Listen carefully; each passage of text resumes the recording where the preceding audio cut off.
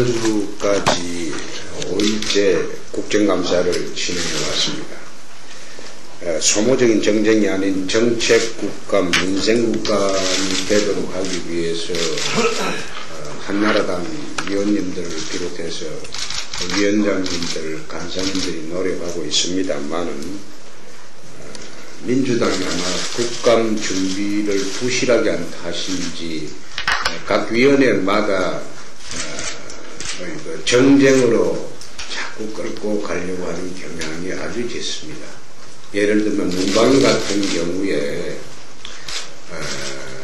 YTN 노조가 국감을 방해한다는 첩보가 있어가지고 의견을 네 사람 정경과 그 입구에 좀 배치를 했던 모양인데, 그걸 두고 공안정국 조성이라는 그런 단어를 사용하면서 그날 오후 3시 반까지 총리실까지 항의하러 가서 쇼를 하면서 사실상 국감 진행을 민주당이 방해를 했습니다. 참으로 보기 좋지 않는 모습입니다. 행안위 같은 경우에는 경찰청장 동생 사건이 그게 국정감사인지 나는 참 의문스러웠는데, 그건 나중에 상임위에서 별도로 따져도 될 일을 그걸 국정감사장에서 따져서 자꾸 이야기하는 그것은 정쟁을 유발하겠다는 의도 갖게 되지 않습니다. 지금이라도 검주에 아까 지난 주말에 쭉 보고를 들어보니까 민주당이 금융위기에 대한 정책국감을 하겠다는 뜻으로 이야기를 하고 있습니다.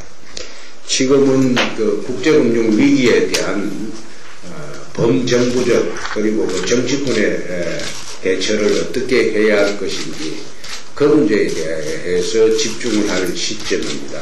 그래서 이번 주부터는